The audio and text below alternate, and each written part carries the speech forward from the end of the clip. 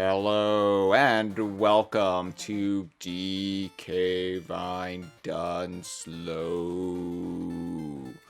I'm Hyle Russell. Welcome back to Donkey Kong Land. Today we're playing through the back half of the game, Monkey Mountains and Chimpanzee Clouds, and Big Ape City. As you can see, we are roughly halfway through. 48%. The other errant 2% are just found within this world. 2 worlds. Really 3 worlds. I mean, the one world is combined with 2 major archetypes, so it's a little messy, but we're going to get into it, and actually I'm going to just load that save state because, I don't feel like starting over with my lives. I think that's fair. I think that's reasonable. So we will begin. And this is Monkey Mountains, by the way. So this is the 3rd world of Donkey Kong Land. And if you'll remember, the game started out in the Kongo Jungle, kind of deeper in the Kongo Jungle, running along the shoreline where the Gangplank Galleon docked at the end of Donkey Kong Country. And you do go on the Gangplank Galleon from the Kongo Jungle. From there, you go to Kremlantis, which is the sunken heart of the ancient Kremlin civilization of antiquity, the sort of epicenter of their empire.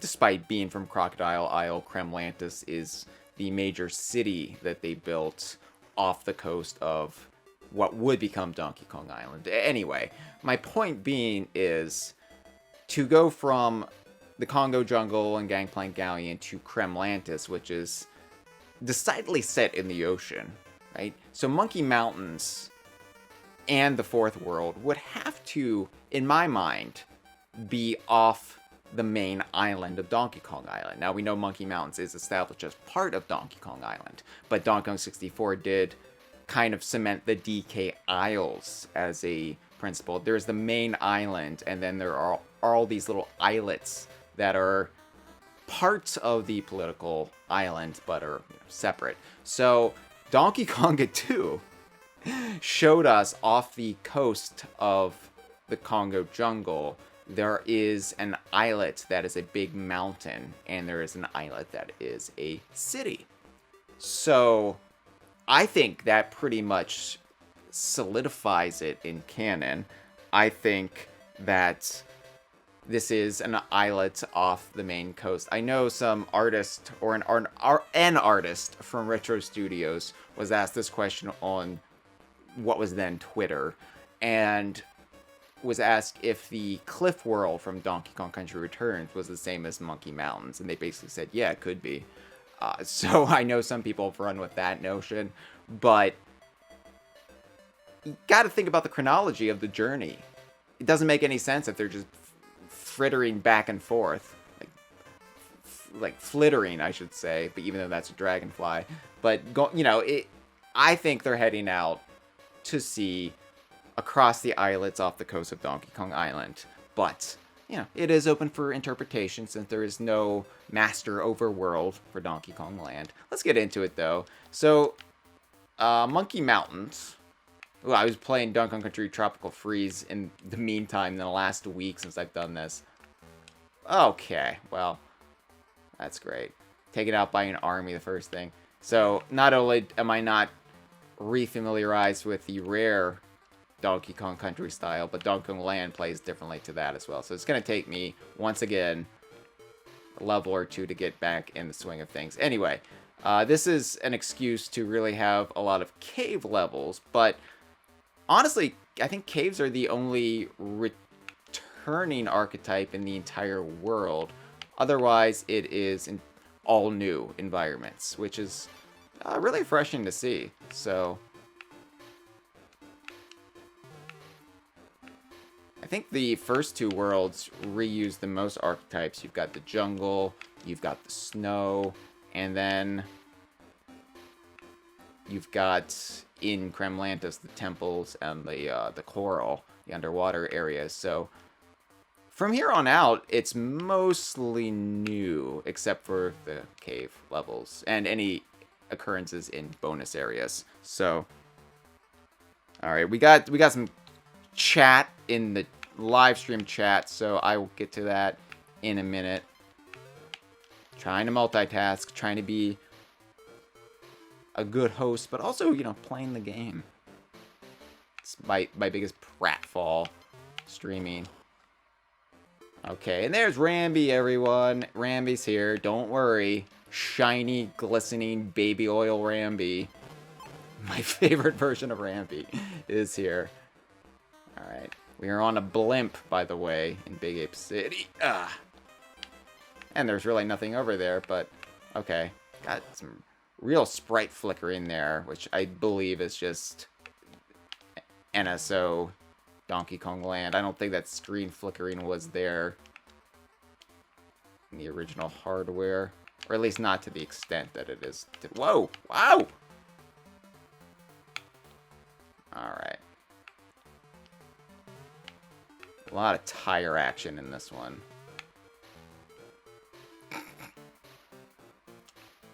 Hit detection's a little bit different. That's going to be my excuse every time I die. Every time I get hit by somebody.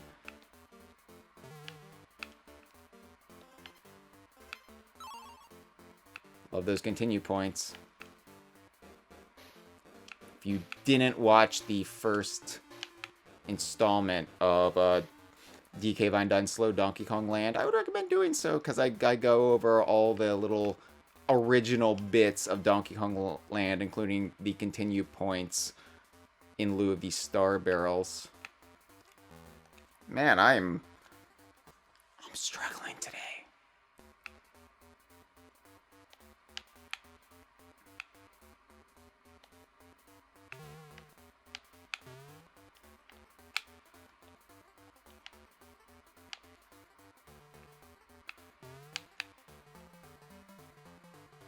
Okay.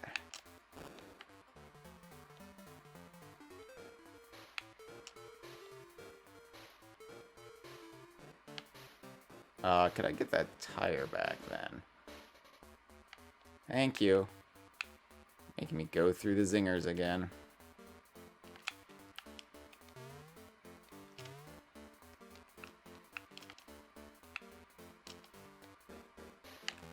Oh, I hate the jumping critters in this game. They are so hard to avoid in comparison to the jumping critters of Donkey Kong Country, or the kaboings of Donkey Kong Country 2, or recoils of Donkey Kong Country 3. Take your pick. It's all challenging.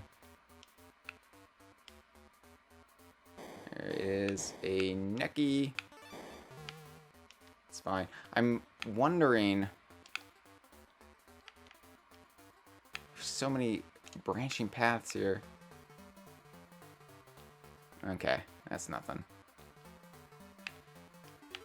I've not committed these levels to memory like so much of Donkey Kong Country. Although, even Donkey Kong Country, I still cannot tell you all the bonus areas of Orangutan Gang, for example, just off the top of my head. There's just some stuff that your brain can't hold. No matter how much you love a game, no matter how much you've internalized it, you've committed it to memory. That is something, right? I feel like I was supposed to bring the tire over. Probably. Uh-oh. Okay. Can I still do this? Can I still make this work? Yes, I can. That's a long way to take a tire in Donkey Kong Land. With the more limited screen, it's just really making it work for that bonus area.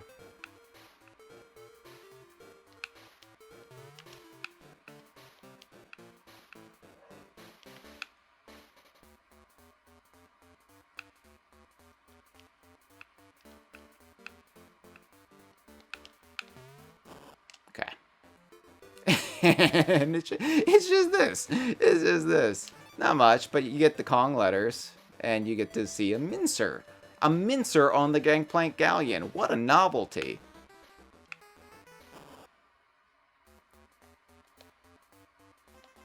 And then that's it. That's the end of the level. It spells Kong, Chris. Miyamoto doesn't know that because he's a fake Donkey Kong fan. So, in the live stream, we have Spaghettio Bandit says, canonically speaking, does Donkey Kong Land take place before or after DK made bananas? After.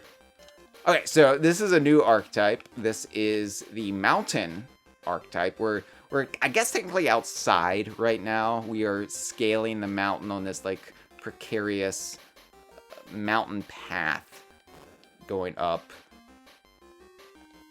This was erroneously referred to in I think our uploads of the MP3s for Donkey Kong Land way back in the file sharing days of the internet, you know, your Napsters and what have you, where it was called the part that's like a cave but higher.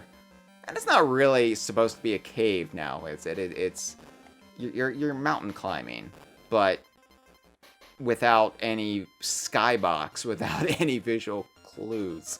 It does kind of look like a cave, especially on the original Game Boy hardware. So I think it's a funny term, but I understand why that annoyed people. Because actually, it's not a cave. And can I just say the music in this level, in these levels, by Graham Norgate, it's a bop. It is a certified bop. I love it. I love this music. You get these boulders here that kind of look like those cheese balls by Utz, but not quite to the same extent that the carbines shoot out in Donkey Kong Country 3. We have a TNT barrel, which says to me... Well, it would have said to me... Yeah, there he is. A Crusher. She made it look like Diddy just bounced on his head, but it was actually the TNT barrel that took him out.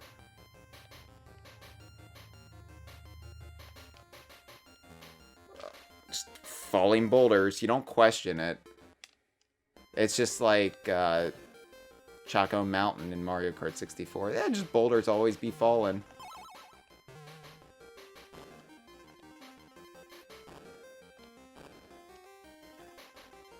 I was away this weekend. I took a day off for the first time in over 4 years from DK Vine.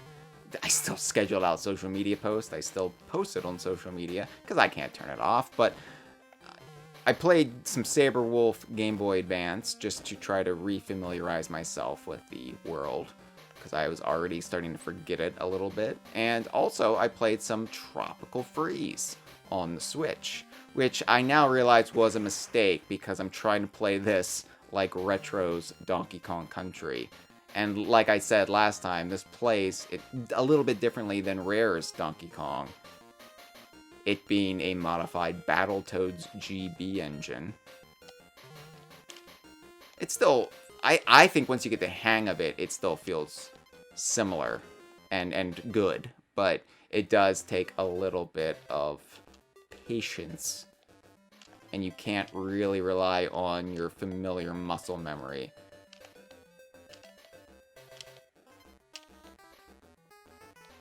So, oh, there is Expresso. So, as you can see, there's a lot happening here. I'm not going to go that way, though, because I can get back up. Now, this is a little bit tricky to pull off. Yeah. I think if I hop on that zinger, I can get enough bounce. But you just have to kind of... Okay. Oh, I thought I had it, and then I chickened out. I didn't think I had it. Okay. There we go. No!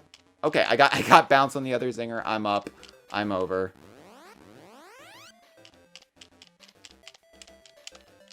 Ah!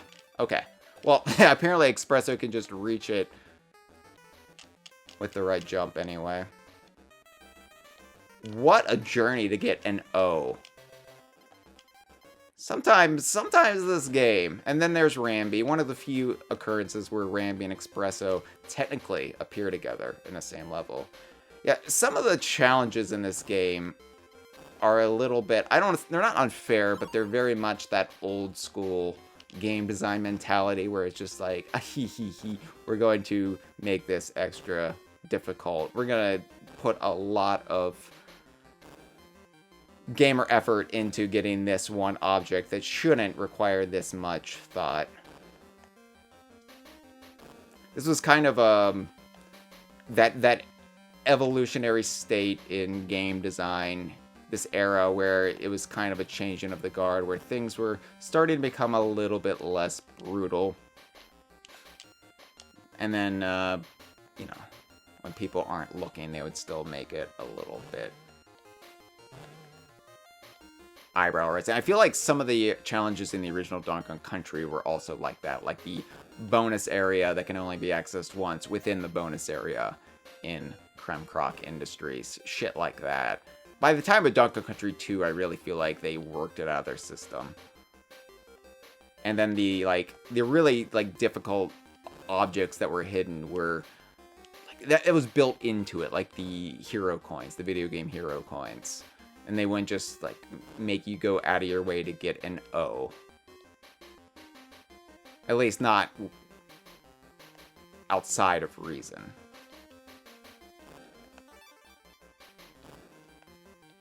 Wow. Luckily, the animal buddies do not run away. Oh, shit. They don't run away in this game. Was Rambi? Okay.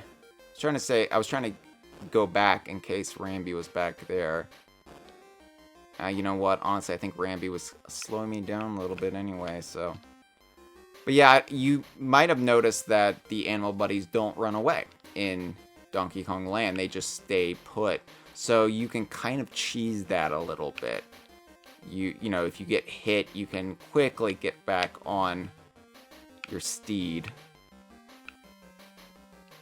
And it makes sense why they wouldn't run away in this game, because you don't have the screen space to chase them again.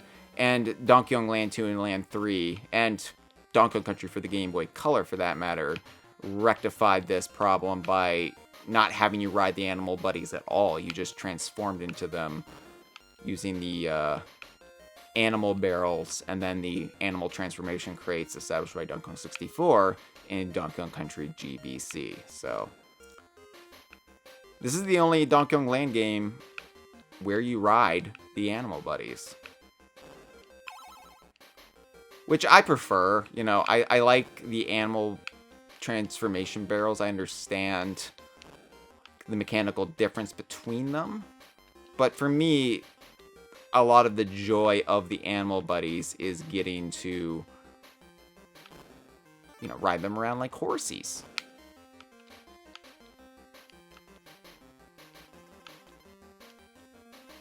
Okay. Come on.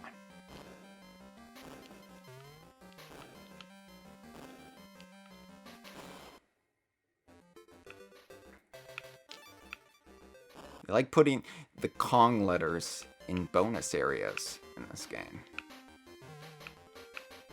And I said this on the last installment, the bonus areas do feel a lot more.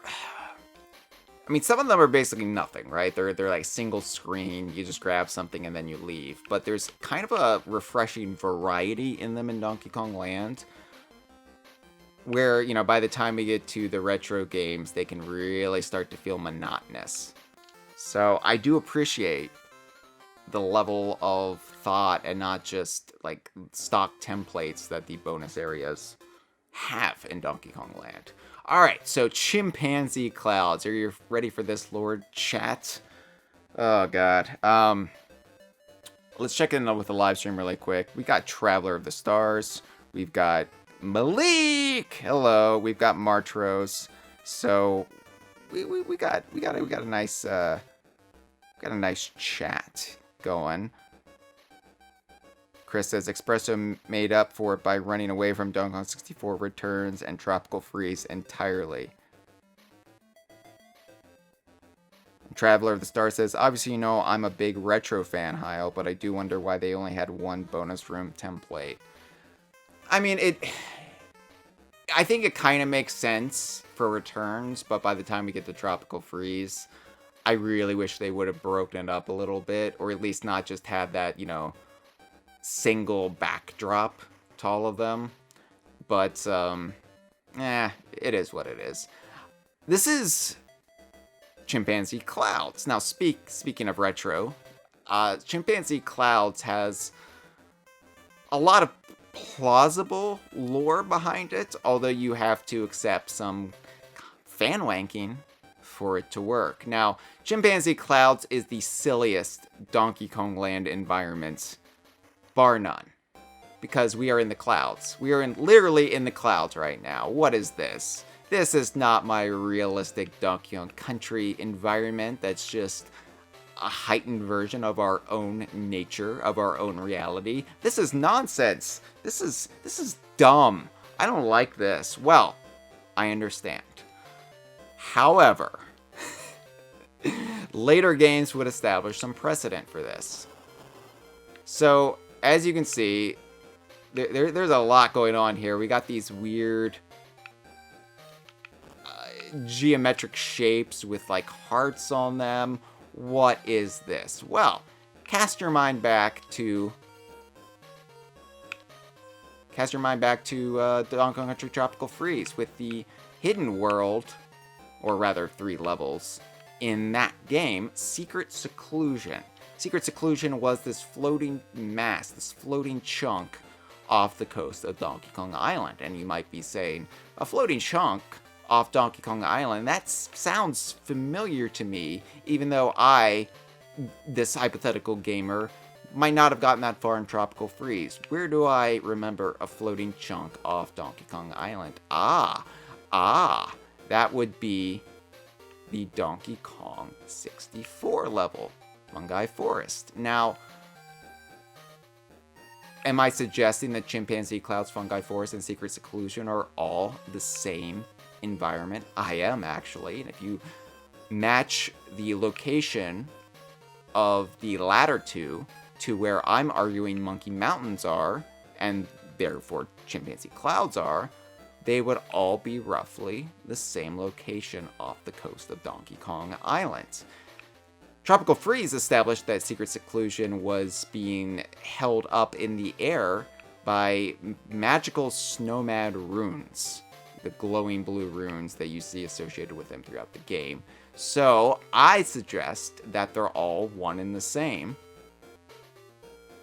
And, perhaps the Kongs refer to it as Chimpanzee Clouds, with Fungi Forest being a specific location therein, while the Snowmads refer to it as Secret Seclusion, their secret sort of base off Donkey Kong Island before they froze it and took it over entirely for that brief amount of time.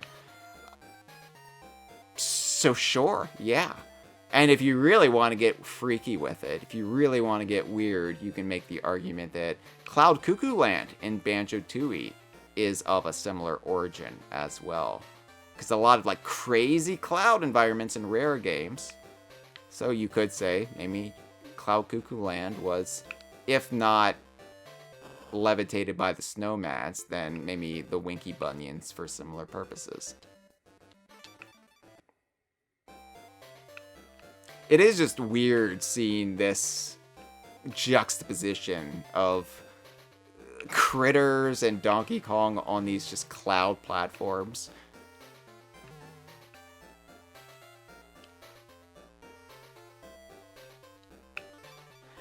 You might say, why doesn't this bother you, Hyle? Because you are very much... You have a very specific tone to Donkey Kong you like. And this absolutely demolishes it. I think because I made allowances for Donkey Kong Land. It's a Game Boy game, and it can get a little bit sillier.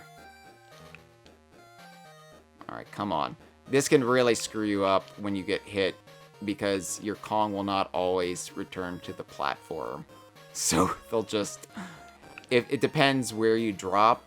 If you like drop in the air, your Kong will just levitate up to where you dropped and can just fall right off.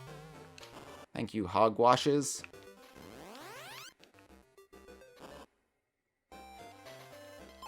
But yeah, I think just the silliness, like seeing hogwash the flying pig in these cloud environments, it works. It works, as like goofy as it is.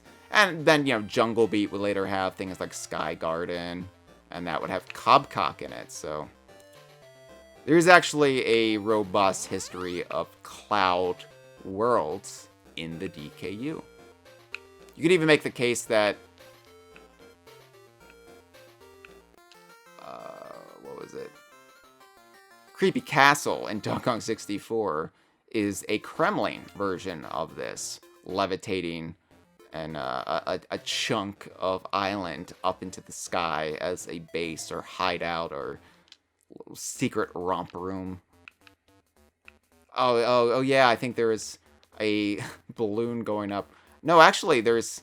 I think I need to kill myself. I'm sorry. I think I need to get minced here because I think there's one of the most irritating secrets. I think it's this level.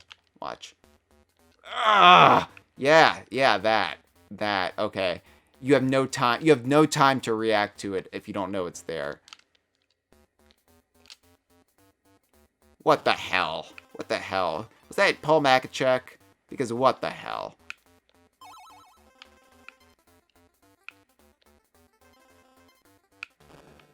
And it's you know, not necessary, but I wanted to show it off for the stream. That is a bonus area, though. Can't hide that from me. Not with these lovely Game Boy Color effects plastered over Donkey Kong Land. Really makes stuff stand out, which, as you might imagine, stuff like that on the original Game Boy, even the Super Game Boy, it was really, too many mincers. It's really hard to decipher some of the items and characters from the background on the original generations of hardware you could play this game on. Which is why I'm kind of just wowed playing it with the Game Boy Color effects. Because I didn't play Donkey Kong Land on the Game Boy Color. By the time the Game Boy Color came out, you know, that was basically a Pokemon machine for me for the first year. And if I did go back to play Donkey Kong Land, I'd be playing it on my Super Game Boy, because I just thought that was the superior way to play it. But this is great.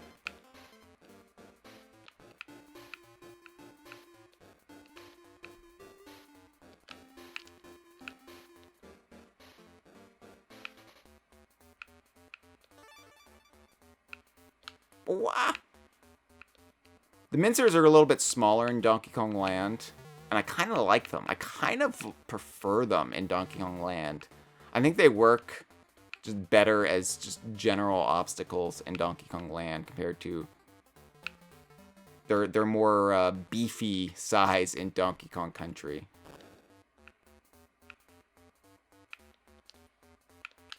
It makes sense to me that the Kremlins would have these installed everywhere.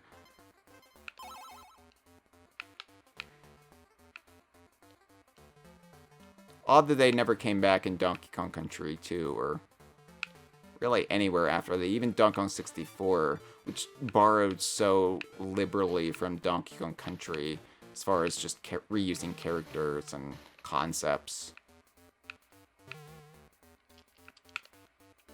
Okay.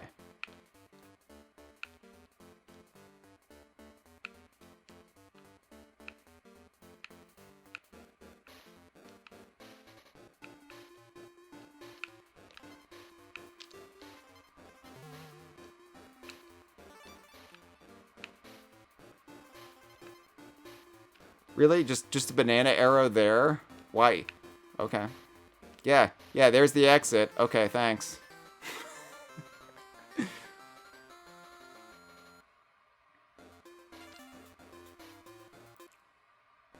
Oh, I didn't get all the bonuses. Gotta go back.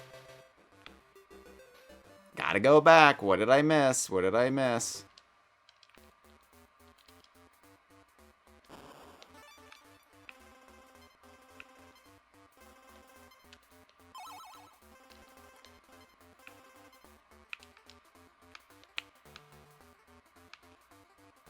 Don't really want to backtrack here, but I guess just to be thorough. Okay. Got a theory about where the bonus area is. If my memory banks are working, then... Oh, here's... Okay. I thought he was going to miss the platform. I was going to like, here's what I was talking about. But he hit it in the end.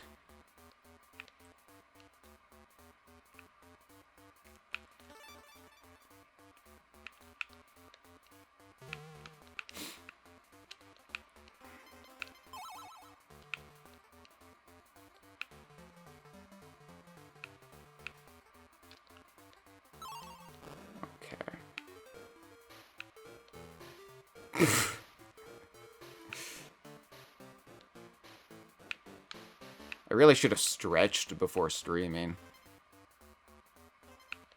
Just jumping right into World 3 of Donkey Kong Land, especially when Tropical Freeze is still fresher in my fingers. Yeah.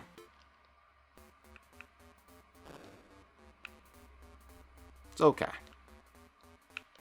Really, we're just on the hunt for that last bonus area.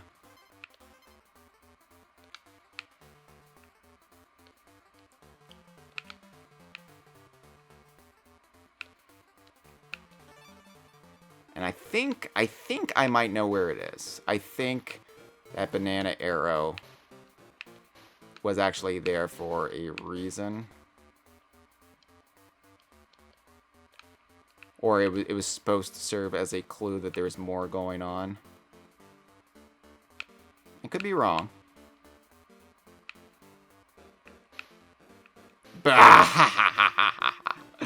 I knew it. I knew it. Okay. And hey, it's a shooty pew pew token game. Alright. Well.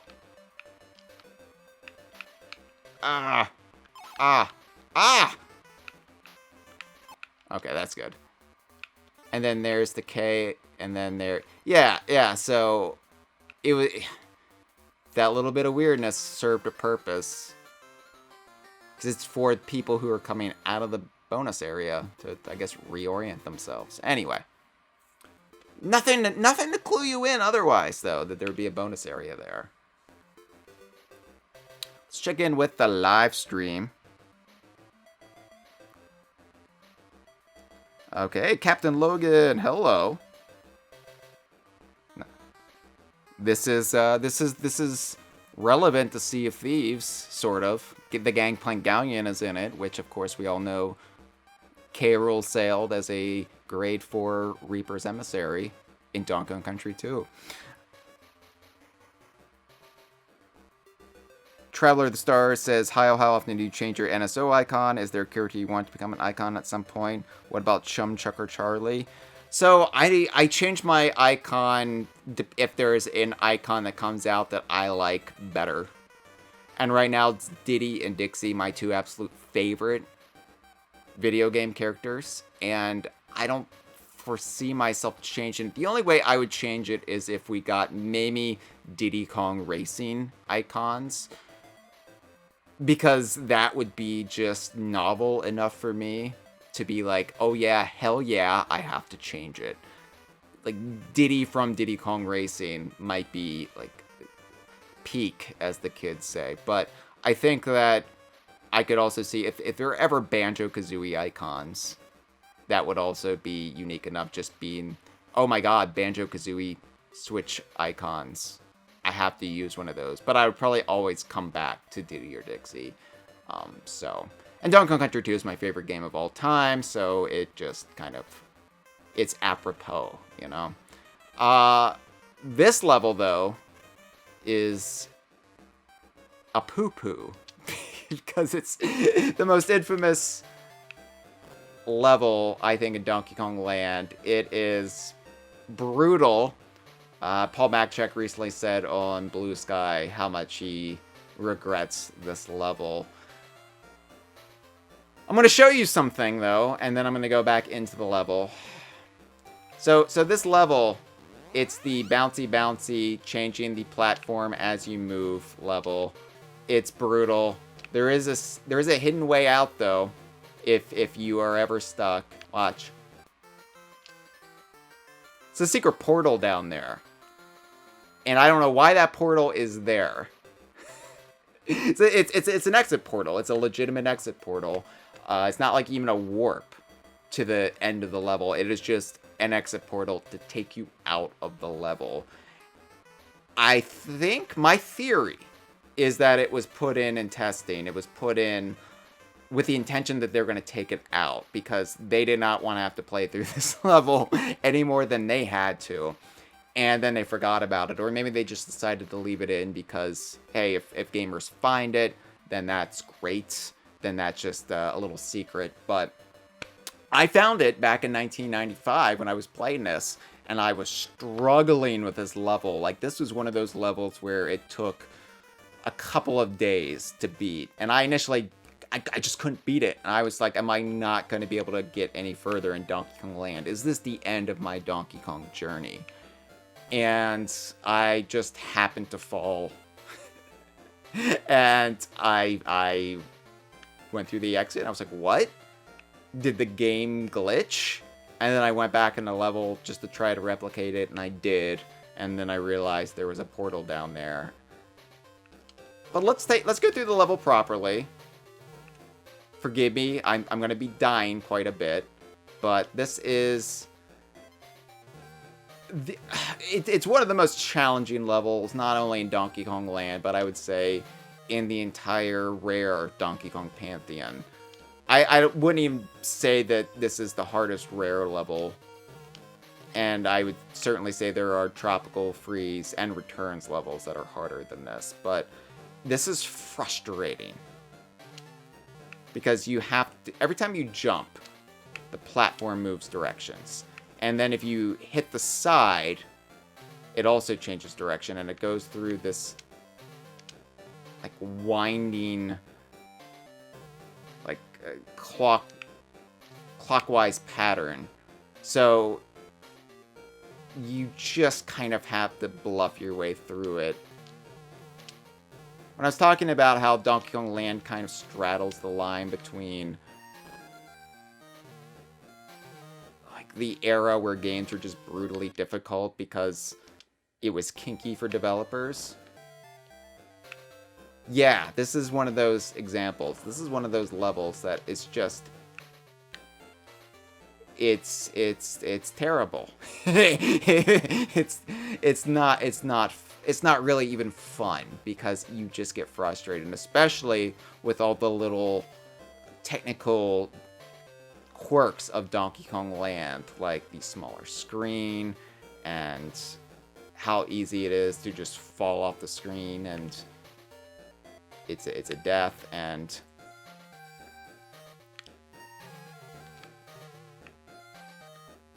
what you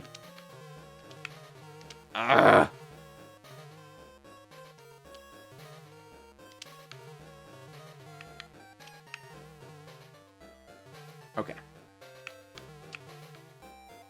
So yeah, with things like the hogwashes here, the easiest thing to do is roll into them. Jumping is too cumbersome. As you can see. Sometimes you can just position underneath.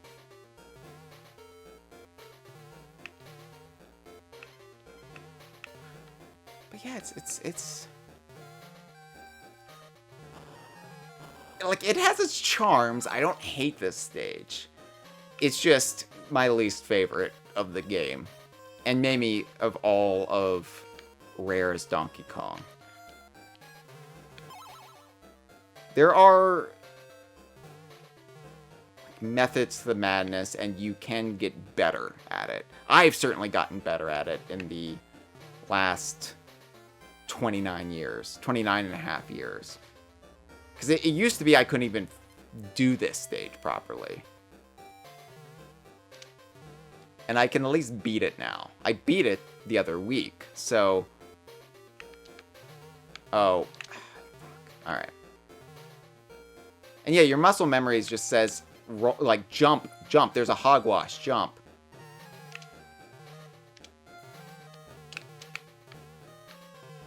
But rolling is optimal. Of course, you also have to be on the lookout for bonus areas if you're trying to get 100%. So, it is a bit crap, this level. Again, I don't hate it. I don't hate it. I don't think I really hate anything to do with Donkey Kong. It's just... Well, yeah, it just is, isn't it? It is what it is. Ultimately, it doesn't really matter because this game is for our amusement. And a frustrating...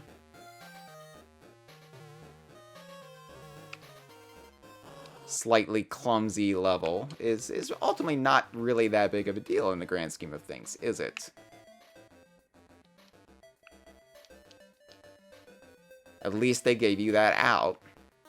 Although that doesn't really help anybody trying to get 100%.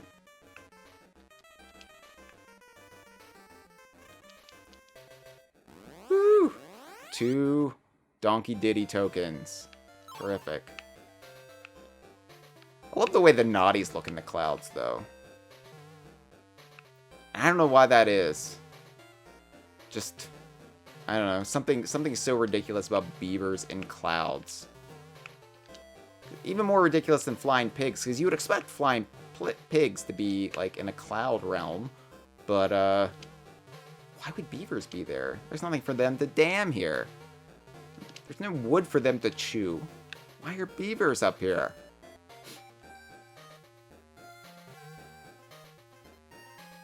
Ah!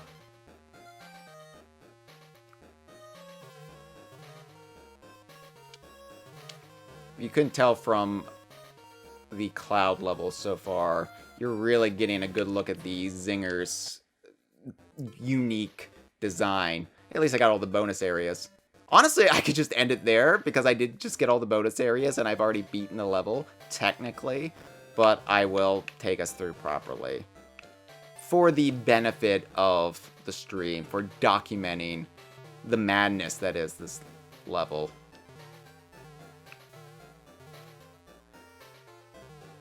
When you think you're done with this level, this concept comes back in one bonus area later in the game.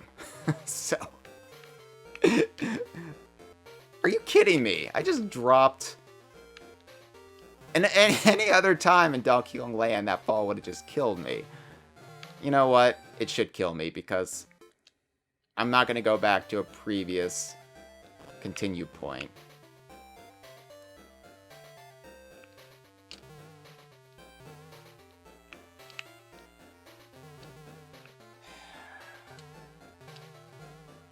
Honestly, the game gets remarkably easy after this. Even the final world, Big Ape City, is kind of a walk in the park compared to this. This isn't even that difficult, it's just frustrating, right? It's just frustrating. But it's a unique type of frustration that you don't really get in any other Donkey Kong game, so I'm going to enjoy it. I'm going to enjoy it, damn it.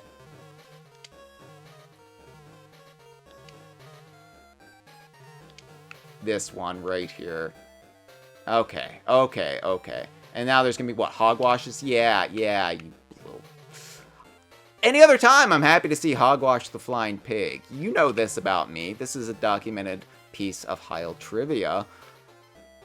I see Hogwash the Flying Pig, and I'm smiling. That's a day that's made. Even rolling into them causes you to realign the movement, the direction of the platform. I like to think the Snowmads designed this as a way around their secret seclusion area. And that really makes the fight with Lord Frederick in Tropical Freeze ultimately all the more satisfying.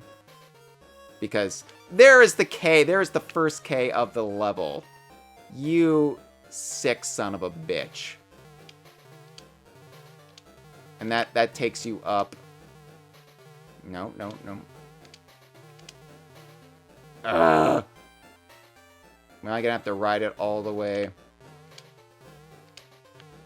I want to go up. No, not up there.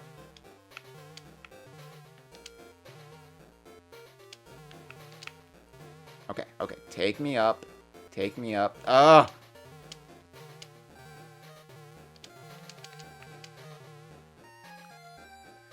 There's Kong letters up there. They kind of cluster the Kong letters in this level. So... Oh, I had it. That sucks.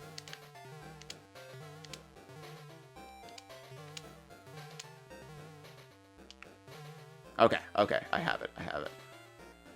The Kong letters are, I think, mostly up here in this labyrinth.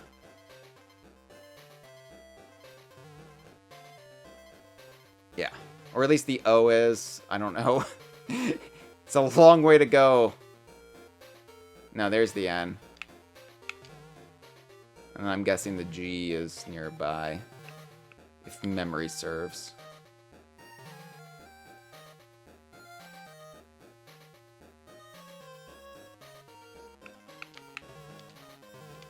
Okay, yeah, the G's over there. And I think the end... No, not the end.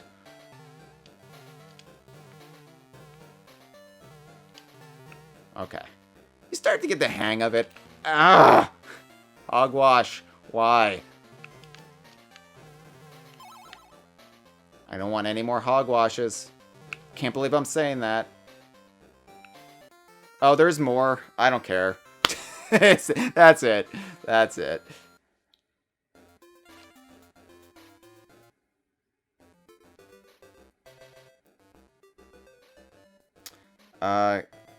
Cure Infini says, I find the background to be perhaps too surreal for Donkey Kong. What's the lore behind floating squares with hearts on them in the sky? Well, again, it works if you accept Secret Seclusion as the same as Chimpanzee Clouds, because Secret Seclusion also has kind of floating nonsense in the background.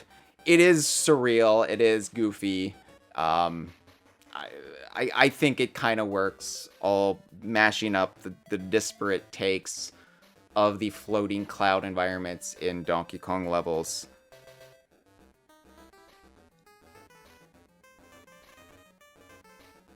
Anyway, Chris was trying to give me pointers to play the level, but I got through it. It's fine. We're back to the proper mountain levels.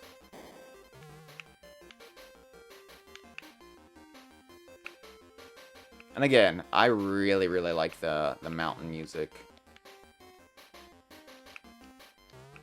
Now, Monkey Mountains is interesting too as a location, because remember when I said Donkey Konga 2 establishes that there is this big mountain island off the coast of the Kongo Jungle? Well,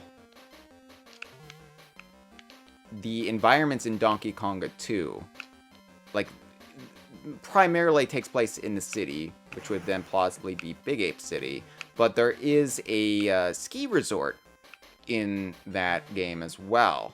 And if we are to accept that the ski resort is Monkey Mountains, then that would also mean that the Mario Kart tracks, DK Pass, and, oh shit, what was the other one? Was it DK Summit? The like ski/snowboard resort areas in Mario Kart DS and Mario Kart Wii, and then later on in returning in other Mario Kart games. That would also be Monkey Mountains. I know fans have always tried to kind of reconcile those snowy tracks that really have nothing to do with Donkey Kong. They did add a Donkey Kong statue to DK Summit in Mario Kart Tour / Mario Kart 8 Deluxe, but you know, fans, when Mario Kart DS came out, I remember there was some argument on the DK Vine forum. Could this be Gorilla Glacier? I don't think it really works as Gorilla Glacier. It's one of these. Okay, let me get through this and then I'll explain. Okay, that wasn't bad. I don't think it works as Gorilla Glacier just because Gorilla Glacier, to me, was always less touristy. Like, these mountains are traversable, and I think there would be some nice spots on them for, say, ski resorts, or for little weekend getaways. Gorilla Glacier doesn't really give that vibe to me. Gorilla Glacier was always like you are really crossing some treacherous environments here. And sure, this is treacherous too. I mean, look at this. But I think also, given the events of Donkey Kong Country Returns, which have the volcano erupt at the top of the island, and kind of took Gorilla Glacier off the board as a locale, at least in the same context that we were introduced to it, I think that Monkey Mountains works as a nice fallback if we need a snowy environment. Just go to Monkey Mountains. It's still there. We know it's still there because of Mario Kart. It's amazing how much Donkey Konga 2 added to, if not Donkey Kong lore, then Donkey Kong fan-wanking. I say I don't hate Donkey Kong, anything Donkey Kong, but I might hate Donkey Konga 2. But even then, I find the bright spots, the silver linings. Hey, there's an oil barrel. Nice. See, and plenty more of those. Oh no! Oh no! I want to go back! I didn't finish the bonus area! Take me back!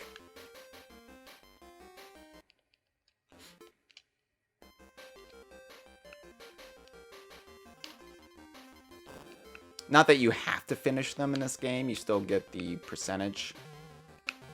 It isn't Retro's Donkey Kong where like completion is required, but I just want to see. I just want to see the good bits. Could have been a G in there too, so. Come on, screen, catch up. Okay.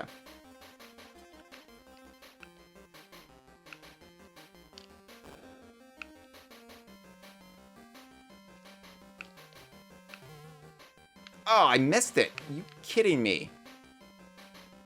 Alright. Diddy, can you make this without the hogwash? You cannot. What about this way? You cannot. Okay. We need that hogwash. We have to make the jump in one. And I know I could just rewind. I could span the save states. I'm trying not to do that. Trying to play honestly. But I'm making mistakes, aren't I? This is better than last week. Last week, I didn't mention it on the stream, but I was suffering from a brutal migraine that hit me about halfway through.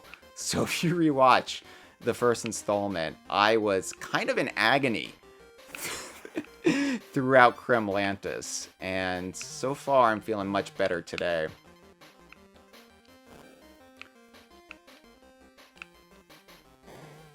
I do suffer migraines pretty regularly, but mostly when barometric pressure changes, and it was raining that day, so. Okay. Okay. Trying to do this right. And there was the G. My instincts were correct. You might say I have killer instincts when it comes to rare games. Except that one, I'm terrible at it. Oh, the irony.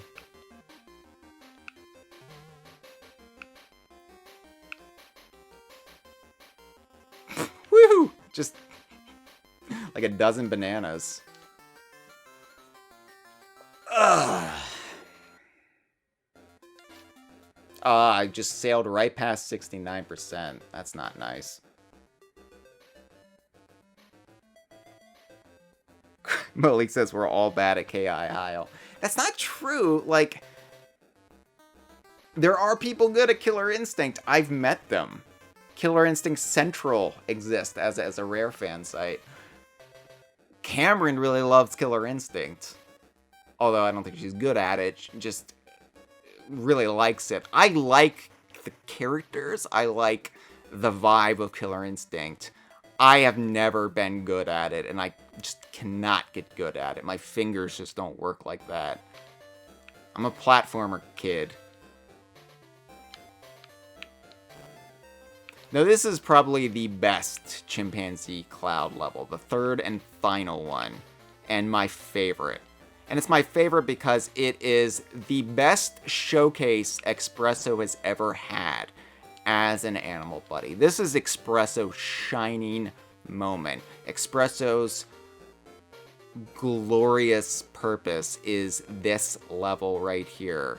Because Expresso, as I said, has strong legs in Donkey Kong Land. Expresso can stomp on baddies. And look at Expresso eating the bird seed or whatever the hell, berries that birds have left behind in the clouds, in the chonky clouds that you can step in. So Expresso can do this. Boom! Yeah. But Expresso can also just run into the critters and just knock them over.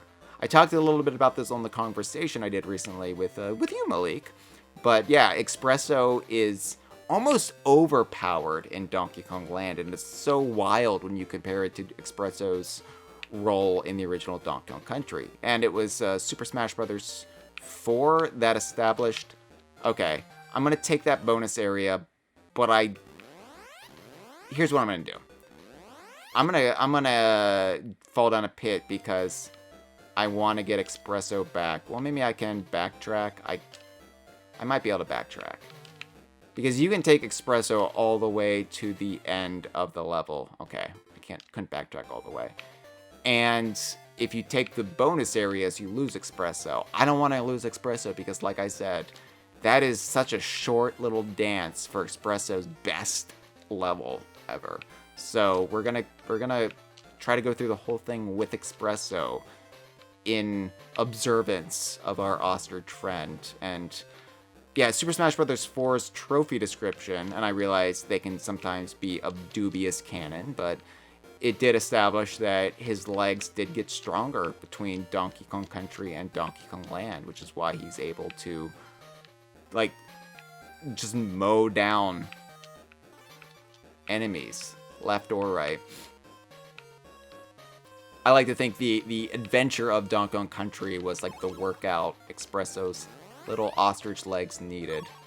And then he didn't really do much after this and became kind of worthless again. I mean, he did do Expresso Racing in Donkey Kong Country for the Game Boy Advance, which canonically takes place only a few months after this. But as far as hoppin' and a boppin', he didn't really do anything after this. He appeared in Banjo Pilot. But,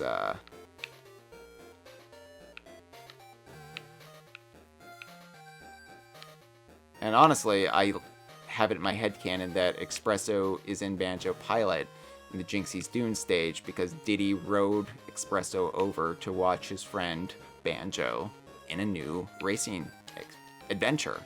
So, Diddy riding Expresso kind of looks like this. In that it exactly looks like this, because this is Diddy Kong riding Expresso.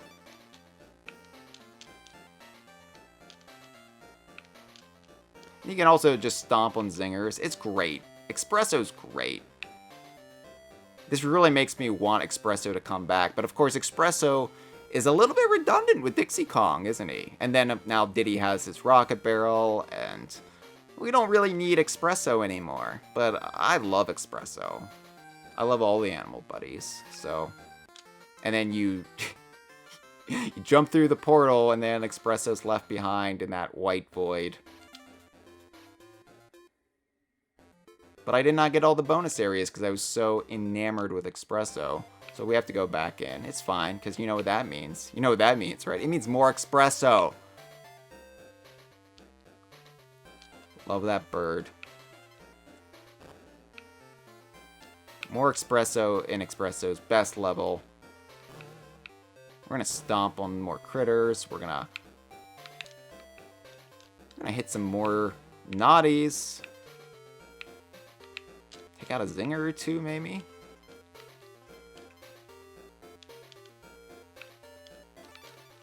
What the hell? Oh no! Donkey. The screen wasn't catching up. I didn't know what was happening, and I panicked.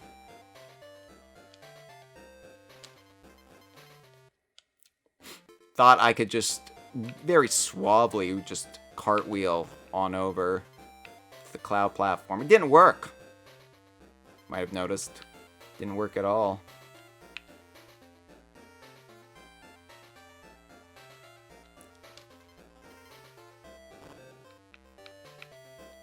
Trolls are a little bit stickier in Donkey Kong Land.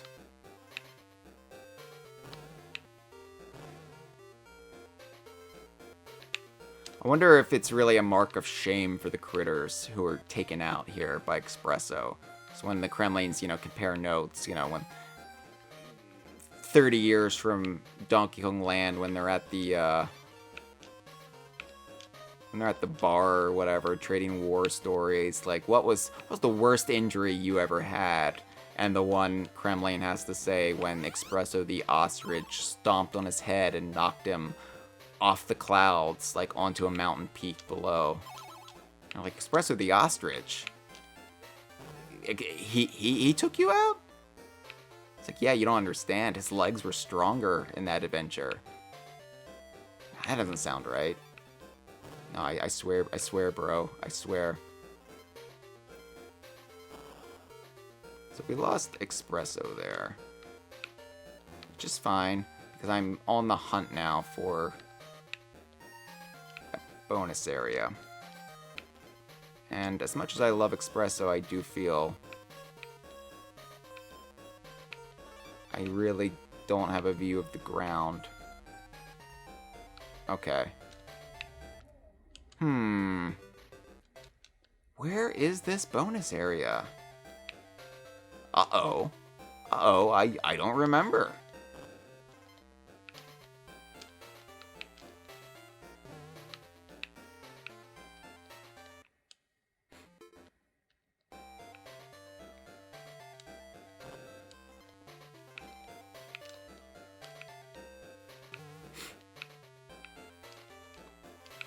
Better remember quick, because I'm on the clock.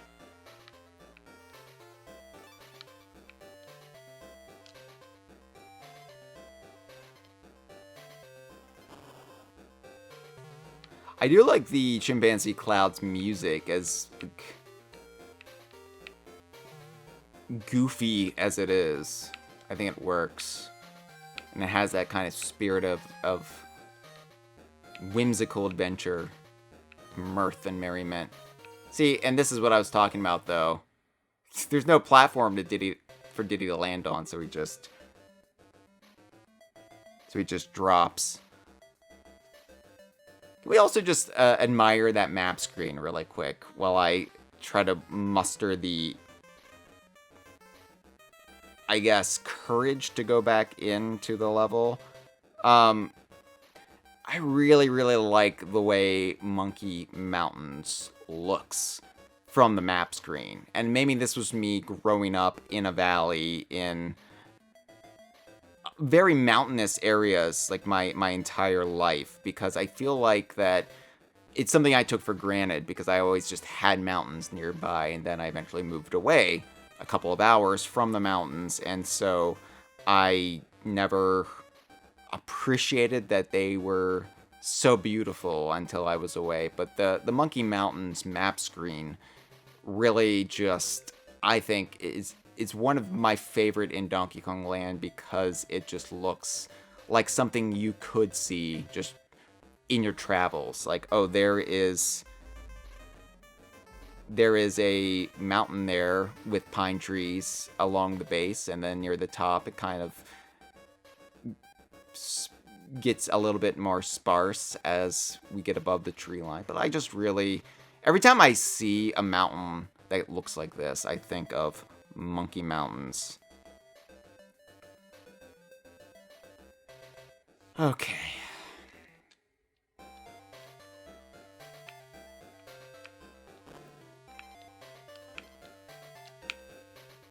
Shit. Let's keep going.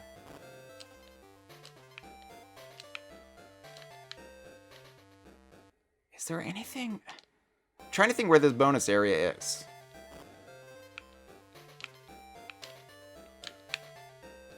There's just a lot of screen real estate there.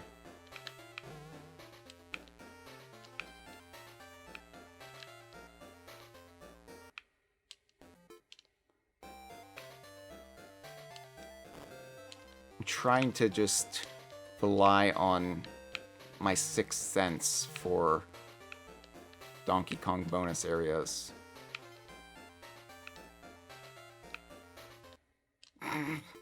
Oh, I just fell in one. Okay, well, thank you, Sixth Sense, for Donkey Kong bonus areas. I don't really know what gave that away, but if anything, but I got in there. I got in there. I find stuff in Chimpanzee Clouds just by errantly dropping. So, goodbye. Yeah, there we go. We get the little ding, little exclamation mark. It's good. It's good fun. Okay, this is the boss of Donkey Kong Land's third world, and this is also probably the most famous of the three original bosses of the game. Of course, I'm not referring to K. Rool in this instance. He's not original. He's the fourth boss, but he is the most famous. But this is Hard Hat. Now, Hard Hat is a mole. He appears on the box art of Donkey Kong Land, and he is, I think it's never been outright confirmed, but it's basically common wisdom that he is the inspiration for the mole miners of Donkey Kong Country Returns, because Retro famously on the record, when Donkey Kong Country Returns was announced, said they went back and they played the original trilogy and the Donkey Kong Land trilogy. And when you look at the mole miners of the cave world of Donkey Kong Country Returns and you compare them to, well, this, then yeah, it's clear that there was influence there. And this is just whack-a-mole. This is just a literal game of whack-a-mole. You're whacking a mole.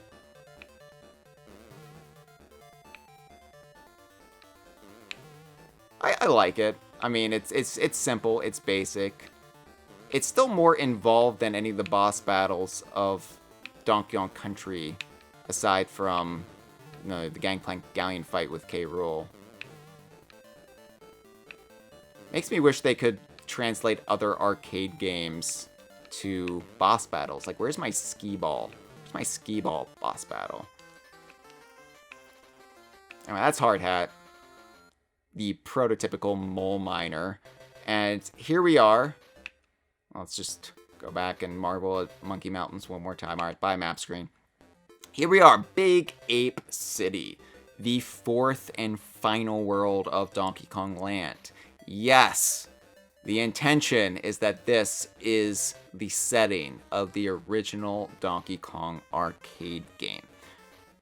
Yes, since that Nintendo has established New Donk City, that is also implied to be the setting of the original Donkey Kong arcade game. Are Big Ape City and New Donk City supposed to be the same location? If you really wanted it to work, I guess you could. I don't think it's as cleanly reconciled as all of that. I think given that Big Ape City is clearly at least near Donkey Kong Island, then I think New Donk City, like in my headcanon, New Donk City is exactly that. It is a new Donkey Kong City with obvious influence taken from Big Ape City, but it's its own entity. It's its own political entity within the Mushroom world established by Super Mario Odyssey. Donkey Kong Island wasn't nearby. New Donk City in the Metro Kingdom was not on an island, and Donkey Konga 2 established that this city existed off the coast of Donkey Kong Island on its own islet. So I don't think you can reconcile them. I guess if you really wanted to badly enough, you could, but I think it was just Nintendo EAD kind of ignoring or not even realizing that Rare already sort of did this, you know? And it's a shame because I think it's a really fun concept. It's also been done within a Donkey Kong game and not a Mario game, and I feel like Big Ape City should have precedent over New Donk City, but it's never going to because, I mean, which is the bigger high-profile game, especially in the modern era. But Big Ape City, of course, is riffing off of Big City in Donkey Kong 94, the first original world that follows the arcade 4 levels that you replay in Donkey Kong 94. And Big Ape City is also play on Big Apple. So, I think, like, yeah, Big Ape City, it is a Kong-populated city. This is also, I think, the idea run with by Michael Tittlebaum in the Donkey Kong Country Jr. novels. And there were 3 of them, and one of them was heavily influenced by Donkey Kong Land and the Kongs Visit It. There is this idea that Big Ape City could be abandoned or partially abandoned. You can see it's got some age to it. You know, the buildings aren't great, but there's still fresh construction happening. Or at the very least, if it was abandoned, it was abandoned in the midst of all this construction.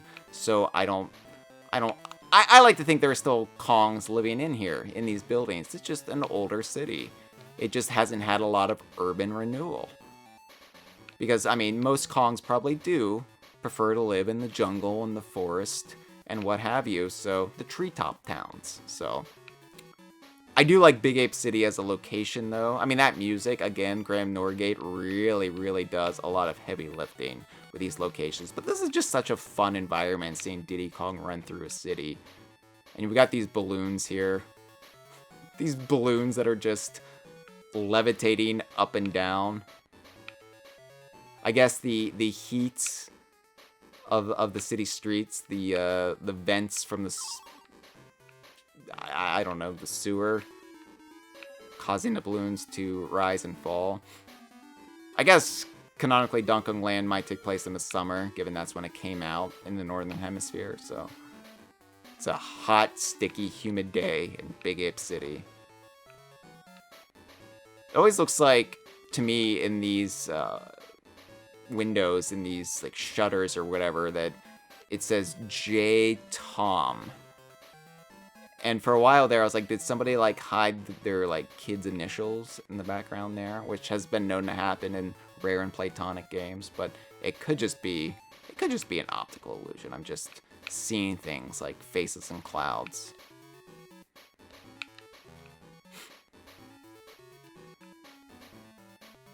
Of course, if Big Ape City is the setting of the original Donkey Kong arcade game, and I maintain it is, despite whatever Super Mario Odyssey implies, that would also kind of reroute the antagonistic relationship between Cranky and Mario. Why? Well, because in the 80s, Donkey Kong arcade, the idea was that maybe it was New York City, right? And that maybe young Cranky Donkey Kong Sr. was an escaped... Come on. Come on, screen.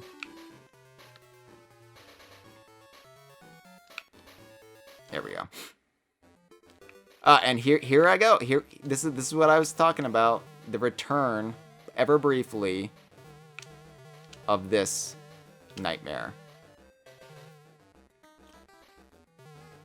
So I have more thoughts about Big Ape City, of course, but I've really got to mentally focus. You know, I'm not even going to get those Gong tokens. Screw it. I'm just going to ride this out as best I can.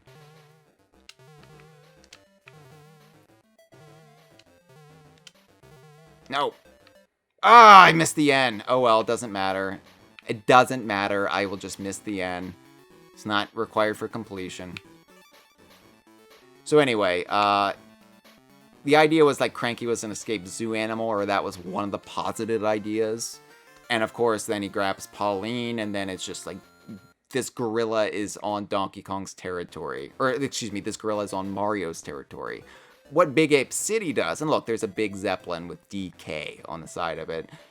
What Big Ape City does is it switches it up. It says that no, Mario and Pauline were the intruders on Kong territory, which might explain why Cranky did what he did. It was out of preservation. It was, oh no, humans are creating an incursion on our islands. We have to protect our way of life. And was it justified, Cranky? Probably not, but as the protector of Donkey Kong Island, that would be why Cranky did what he did in Donkey Kong 1981. And then Mario had his overreaction in Donkey Kong Jr. So it definitely makes Cranky a little bit less villainous. And it, you know, I mean, Mario's not really in the wrong if Mario and Pauline were just exploring. They didn't know. Like, oh, there's a city here. So this is a very unique level. We're on the Zeppelin, if you can't tell. I think those are supposed to be just endless skyscrapers behind us. It's about as plausible as the giant mass in Donkey Kong Country 2. But this machine, this little contraption right here, it solidifies the Kong letters and turns them into platforms. Oh, what can't Kong letters do? This level's Kong Crazy, by the way. That's the name of it. Or maybe Kong Crazy.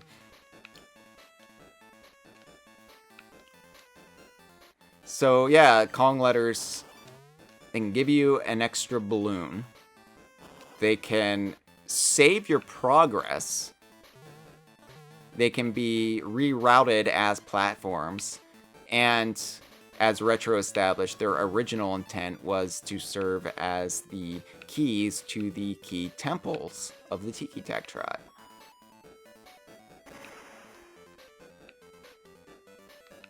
Ah, screwed that up. Needed the TNT barrel for the zinger, and I want to see an explosion. I want the boom. I want the boom now. I can't wait for the boom.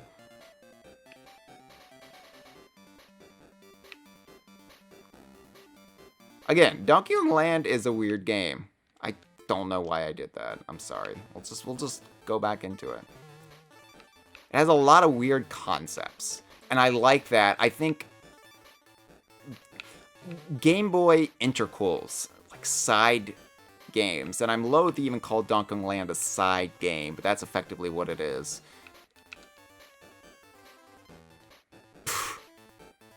The way those banana arcs are laid out, they usually, in my mind, imply a rope, one of the levitating ropes. And so, to have you drop right next to an army, it's a little cheap, but I'll allow it. But anyway, yeah, I'm fine with it being a little bit sillier and goofier and a little bit more off the books compared to the Donkey Kong Country style. And by the time of Donkey Kong Country 3, the series was getting plenty weird in its own right with banana birds. And even the Brothers Bear would have seemed like a far cry from the tonalistic style of Donkey Kong Country 1. But yeah, I wish the Donkey Kong Land games had been as unique as this first one is, because it was a great way to kind of get their yayas out and do a little bit of more bizarre game design and environmental storytelling with Donkey Kong without besmirching the good name of Donkey Kong Country. Like, Donkey Kong Land could be a little bit sillier in comparison to Donkey Kong Country. I was fine with that even in 1995. What I'm not fine is continually getting got by these baddies.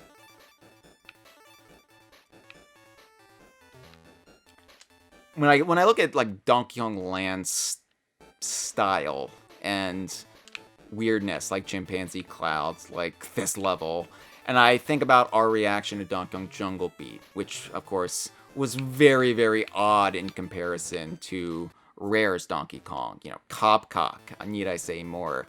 But, like, why did we react so negatively toward that when the series has already showed how elastic it can be in style and presentation? Damn it! And I think it's just because of the politics or assumed politics of Donkey Kong of that era. If it's Rare doing it in a Game Boy side game from 1995, that's one thing, right? Like, it's not gonna break Donkey Kong. I missed the end, I missed the end, I missed the end, I have to go back for the end. What the hell?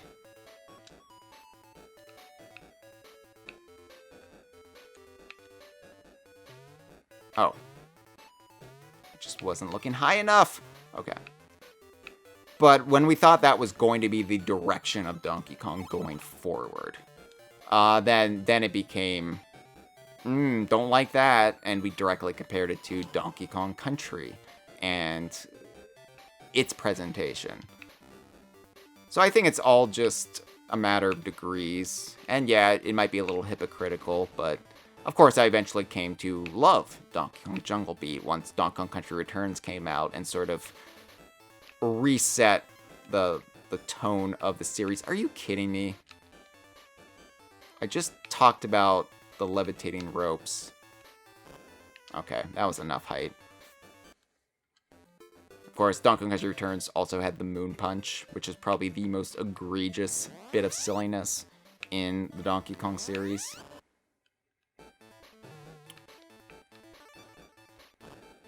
It's interesting you have to backtrack for the O there.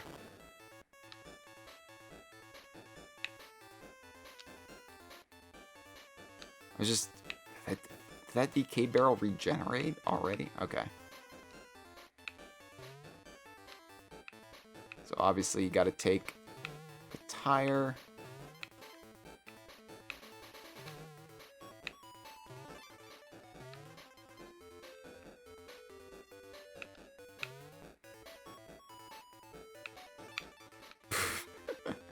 You think, am I gonna have to jump on that hogwash?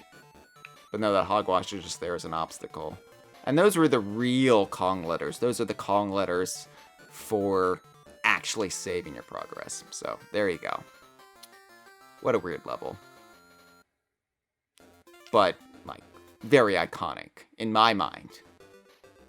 Probably nobody else's. I get, you know, Donkey Kong Land has its fans. I'm not the only one. I'm not going to sit here and say I'm the only one who appreciates Donkey Kong Land. That's not true, especially now that it's on NSO. And here we are. This is the construction site. I don't know if it's literally supposed to be the same construction site as Donkey Kong 90 or 1981, but it is of similar make and model, but reinterpreted by Rare. So this is one of the only times we're ever going to see a Donkey Kong arcade style construction site, but with then modern sensibilities and graphics and stylings. This isn't just a pinkish purple girder with sprites straight out of 1981. This is updated with then modern visuals, and I love it. I love the way these construction sites look in Donkey Kong Land. It's also just, I think, a trip seeing all the Donkey Kong Country elements on these construction sites. Like, there's a Crusher. There's a Crusher. You don't associate Crushers with the construction sites of Donkey Kong. Or Critters. Or Zingers. Or Diddy. It looks great. These girders look great. I love just the, I don't know if it's like rust or if it's just dirt, but they really feel properly lived in and or worked on, I should say. Not lived in yet. Alright, well, whatever. I don't need any more lives at this point. I'm doing okay in that department, despite dying repeatedly on this stream.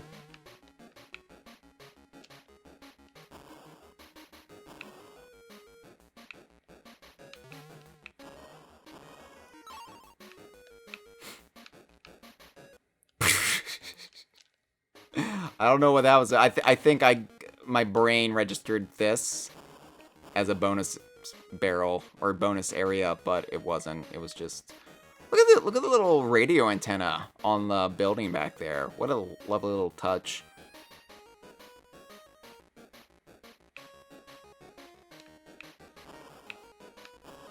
So yeah, Donkey Kong Land, I remember being really impressed by Big Ape City when Donkey Kong Land came out, because for me it helped to make sense of the history of Donkey Kong vis-a-vis Donkey Kong Country and Donkey Kong Land. Because when Donkey Kong Country came out, nobody knew. Nobody knew really how it connected back. Like, obviously there was Cranky Kong, and like it was established that he had fought Mario, but how that actually worked with the environmental aspects of Donkey Kong Islands and the story that Rare was telling with Donkey Kong, we didn't know. And Donkey Kong Land really just helped to make it all work.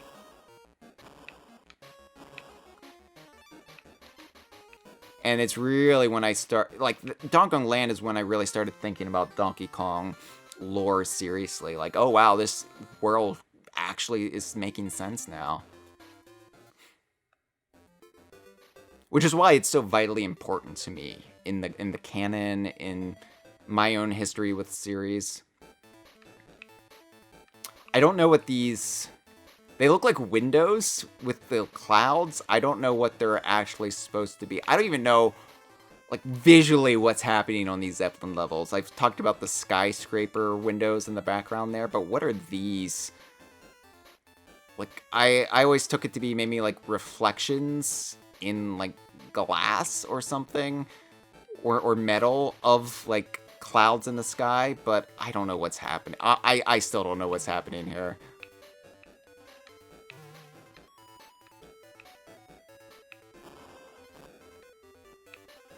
But yeah, Big Ape City, all unique environments, no repeats from Donkey Kong Country.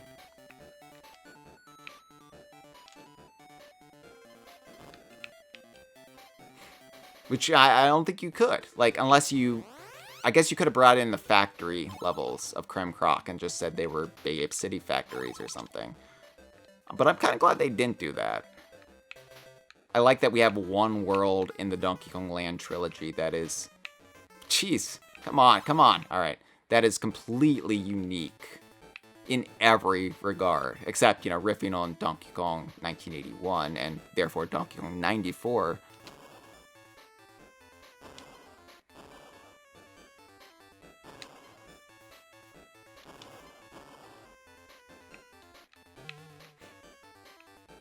So I like Big Ape City because Donkey Konga 2 like established more of it, arguably, and we saw like the Hall of Records for Donkey Kong Island that exist in Big Ape City. There's like rows of statues of Donkey and Cranky's ancestors. Wow, cheese that pretty well. So like. It's part of why New Donk City kind of annoys me. Like, I don't hate it. I like New Donk City as an environment, but I think Big Ape City, there's so much more you could have explored. It's just like this Kong-populated city that's not populated by New Donkers, humans in suits. And it's a shame we will probably never get to revisit it as a result.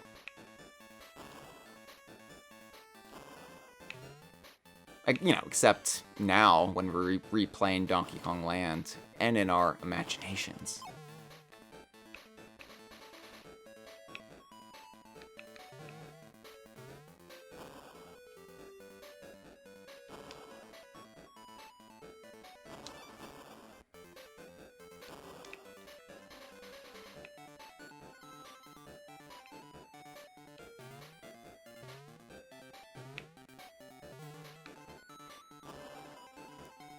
Even though we will probably never see Big Ape City again.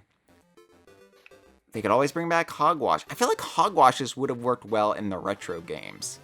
And they recontextualized Hard Hat as mole miners, so why not bring in a flying pig? Maybe that's going to be in the Professor Chops Origins game.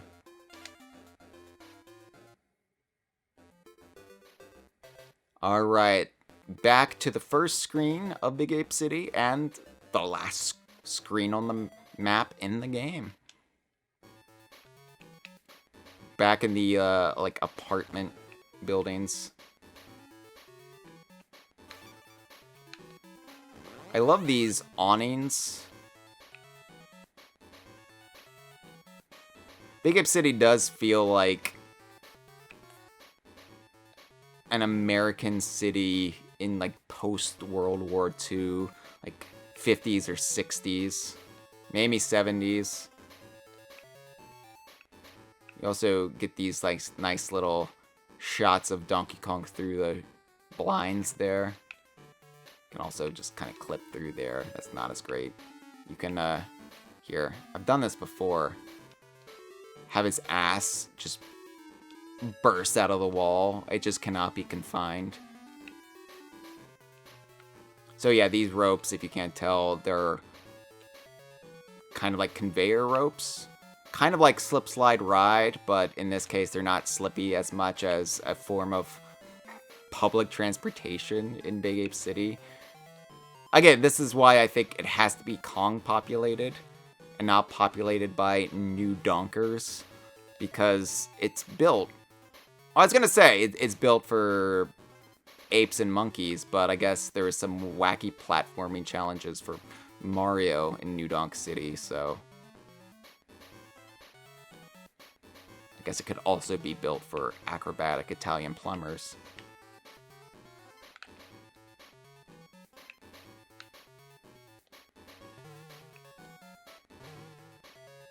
Wonder what the critters think. Okay, you are going to be stationed on one of the awnings on the apartment building right over there. You're just gonna have to jump up and down on it. Don't worry. I'm sure the structural integrity will hold.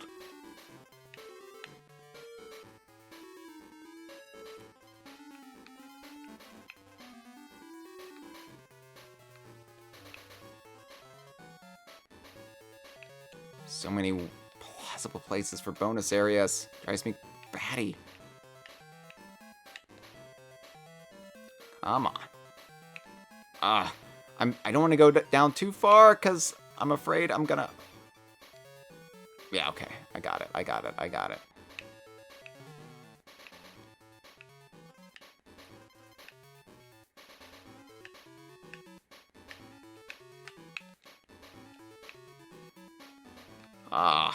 They really like putting those balloons that you only see until it's too late. So here we have the return of slippers on ropes, but in this case, they're not ship rigging, they are conveyor ropes. We don't like that. That's no good. But if you get to the top, they can't hurt you.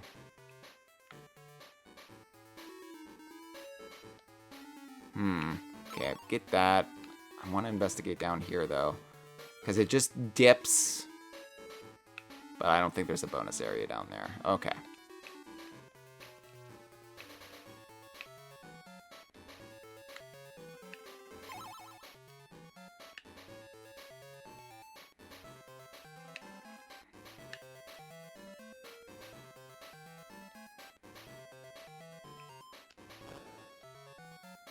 I wish taking out one snake...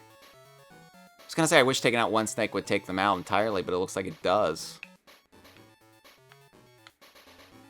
At least for a brief spell there.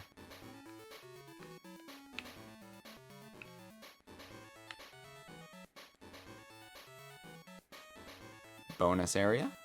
Bonus area? Nope. Okay. Watch, there is going to be one that I just completely missed.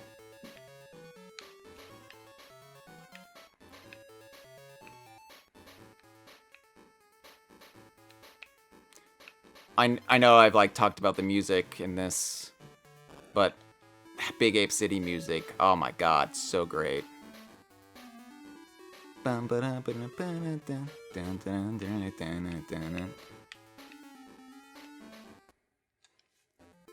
Just like, I know we associate David Wise and Evelyn Novakovic primarily with the Donkey Kong series.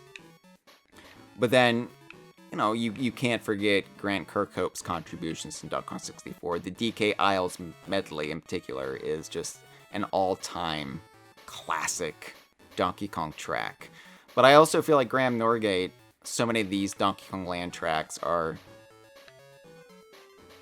just as worthy entries into the canon, into the discography of Donkey Kong.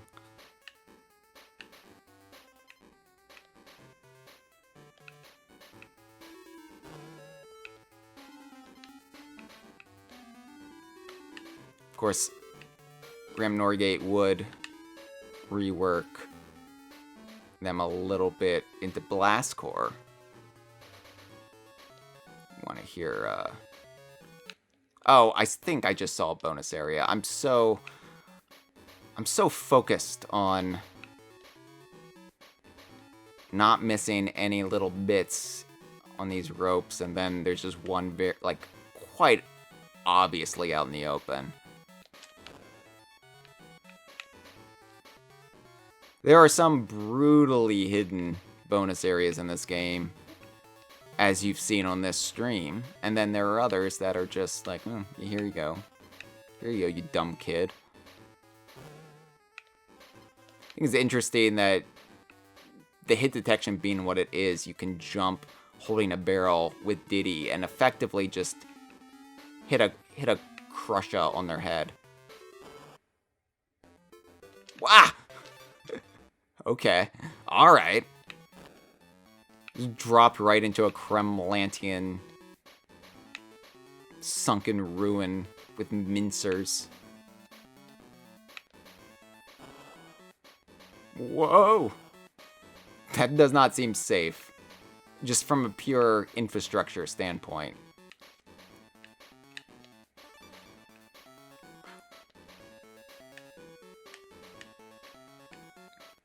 But I mean, it makes sense that, like, a human-like city that is founded by apes and monkeys would have a lot of just bizarre infrastructure, right?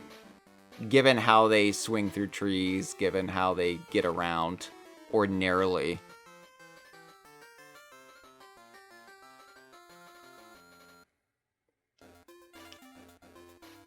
All right. 2 more levels left, and then the boss fight. Let's go. Again, I know I went on and on and on about Naughties and Clouds, but Naughties on Girders is also a trip. So this is a level where you control the direction of the barrel cannons with those little buttons. Same little buttons, by the way, that pew pew the Kong tokens in the reoccurring bonus area. Ah, that's not fair. I changed it. And then it reverts back? Fine.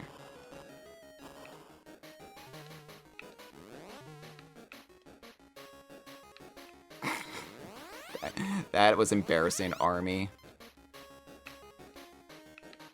That army got demoted to Conker's Pocket Tails, I'm pretty sure.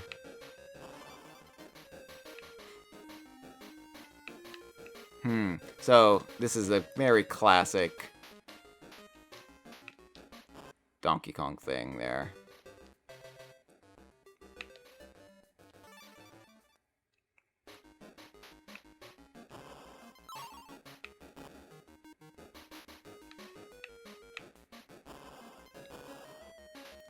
I see you! Back in the jungle. Feels weird to be back in the jungle.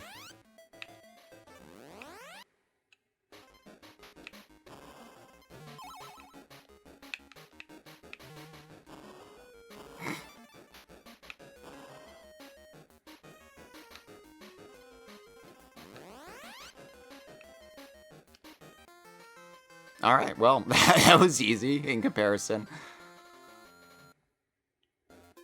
So I think the next level is supposed to be the hardest in the game. And it might be if it wasn't for that damn moving platform level in the clouds. Because let's be honest, that's going to be the hardest level in the game. Assuming you don't just take out the portal that's hiding underneath the entrance. Okay, got oil barrels. Oil barrels just strewn about, which makes sense, given that we saw oil barrels in the original construction sites of Donkey Kong 1981. In the Donkey Kong Country series, we normally associate them with Kremlantis Industries, but they would also obviously be in Big Ape City, given what the arcade games laid down. And yes, they are lit here sometimes. They go through the... Ah!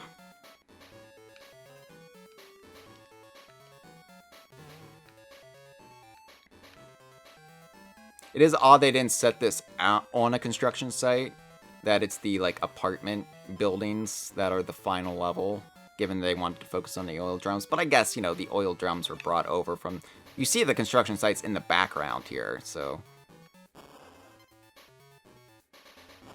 This is also, I think, a famous level because the screen... You can fall and the screen, if it doesn't catch up to the Kongs in time, it'll just count as them dying, despite their clearly being a platform beneath them.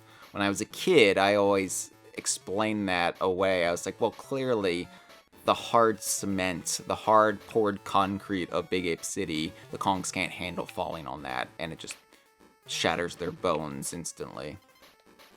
I was always making excuses and allowances for the technical limitations of rare games. I still do. Okay, gotta time this. Okay, I need to be in the air when it's starting to go down. Okay. Get Diddy back.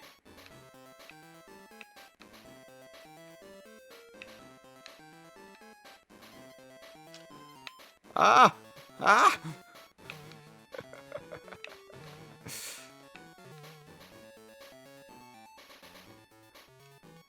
I like playing in here. I like playing in these little, I don't know, vestibules. I don't even know what you call them.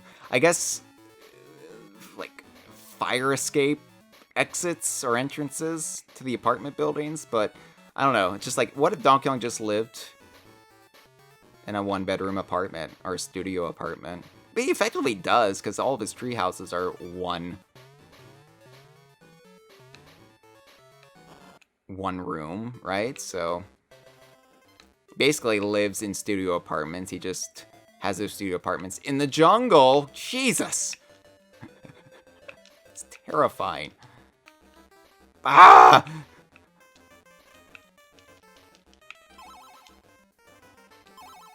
Well, thank you for the balloons. I missed one, but at this point, I don't think I need them. I say that, knowing full well things could get really rough here in the last stretch. I'm not talking about the K. Rool fight. I'm not worried about the K. Rool fight. I know the last part of this level is the hairiest. It's not as bad, again, as the damn cloud platform level, but there's just some fancy footwork required here.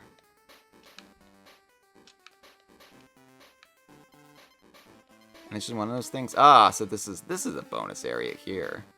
I remember this. Just because of how unique it is, and it probably would have been easier to not lose Donkey Kong there. Ah! Okay, so you destroy the oil barrel, or oil drum, with TNT, and then the problem is the Crusher presents an obstacle for Diddy that would not be there if... Wait, am I going backwards? It's fine. It's fine. Wait, yeah.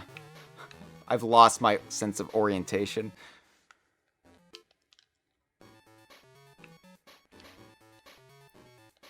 If I had only approached that Crusher as Donkey and not Diddy, if I hadn't lost Donkey right before, then I wouldn't be in this pickle. Oh, how did that hurt me? I touched the bottom of the oil drum. I mean, I guess it gets very hot. I guess it's like touching a hot stove after you've turned it off. What am I doing? Calm down. Slow down. Okay. Okay. It's okay.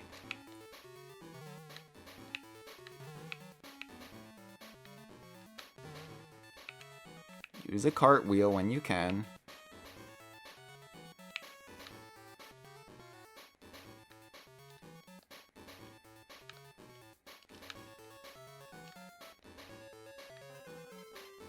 And again, now I'm stuck with Diddy when Donkey would make this so much easier, but we're gonna try our best.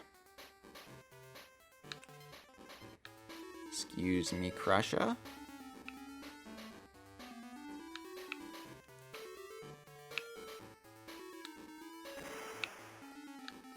Oh, okay. There we go. Got it. Jeez. Just dumping balloons on us. That one's still going.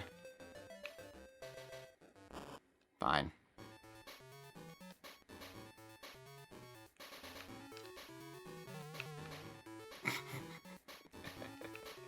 Just tickle his tits and then keep going.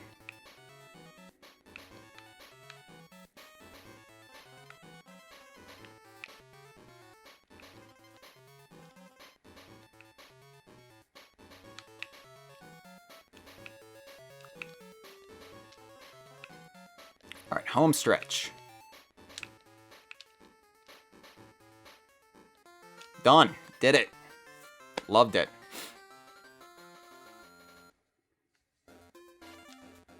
%98.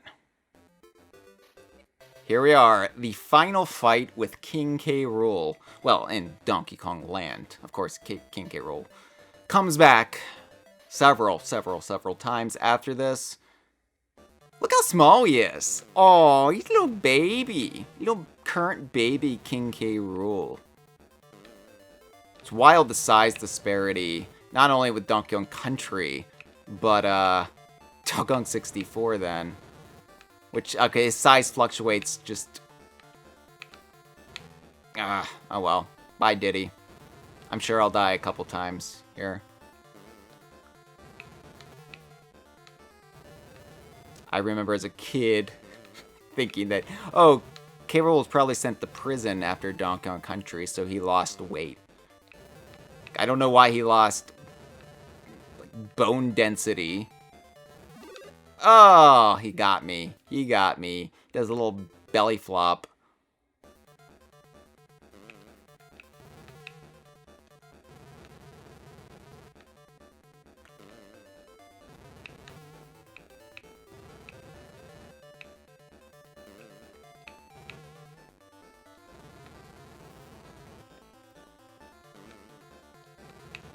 You appreciate that, you know, K. Rool's already changing up his strategy. He's like, well, cannonballs didn't really do it for me last time, so I'll just use my girth in this battle. Also, that's a very exaggerated sound effect with the belly flop. I don't know why that was necessary.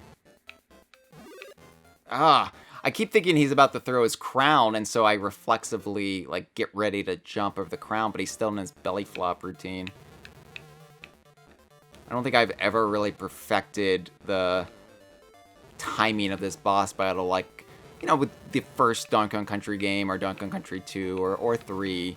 You recognize the pattern and you know where to stand, and I don't think I've ever done that with this K. Rool fight. It's just kind of bluffing my way through it.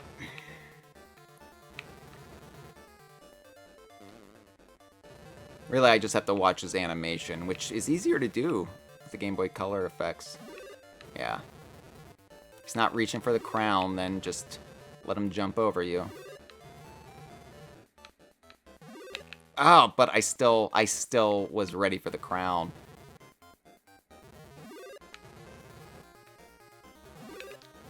Damn it! Damn it! Damn it! Damn it! I need to stop trying to jump over the crown, and I need to let him jump over me. It's just not wanting to be hit by the crown, and I have plenty of time. I don't know why I psych myself out like this.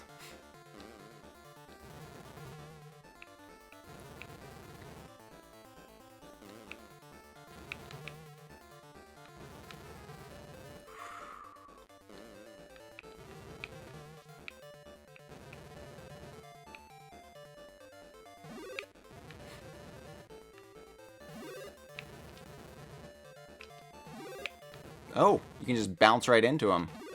I forgot about that.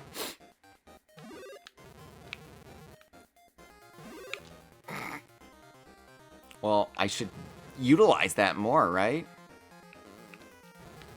Ah, oh, come on.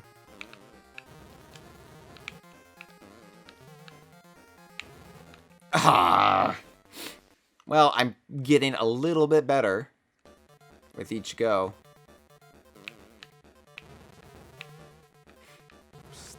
Stupid K-Rool with his belly flops. Also, why are you belly flopping on a moving blimp?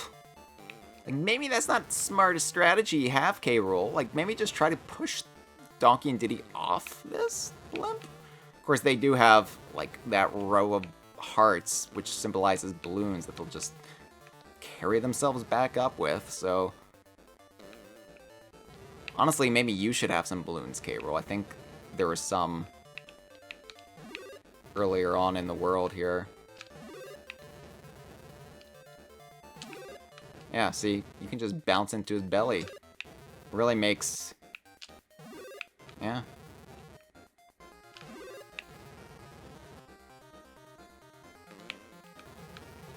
Ha ha ha ha ha.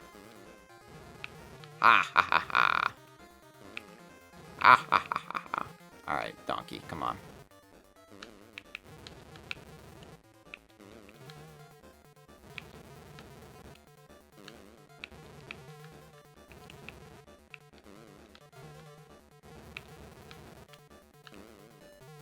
Boom! Bye, K-Rool. So K-Rool falls off the Zeppelin, and he presumably breaks every bone in his body. Here's the ending, everyone. Congratulations, period. Thanks, Paul Makachek. Thanks, Steve Patrick. Thanks, Oliver Norton. Thanks, Dean Smith. Thanks, Steve Males. Mark Stevenson, Kerry Gunn, Carl Tilley, Kevin Bayless, Neil Crook, Martin Wakely, Chris Peel, David Wise, Graham Norgate, Hugh Ward, Gary Richards, John Hasty, Michael Kelbow, Rich Richardson. I've lost it. Simon Farmer's there. Dan Allison. Hi. Pete Cox. Hilarious name.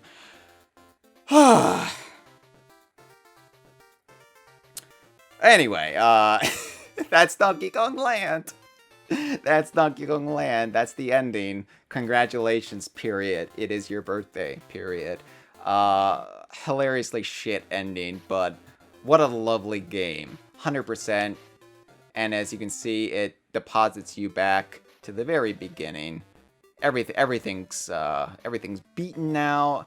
There's no 101% in Donkey Kong Land. It's capped at 100%, which I kind of like. Again, it sets itself apart from Donkey Kong Country and some of the ways it goes about doing it. In the live stream, Cartoon Gamer Malik says congrats, period. Kyrian Finney says congratulations, period. Dry Bones 2015 has joined us. Hey, what's up? So, anyway,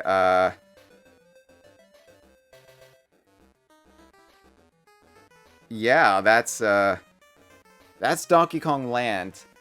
You know, despite being janky, despite being very much of its time, it is one of my all-time favorites. At least as far as affection goes.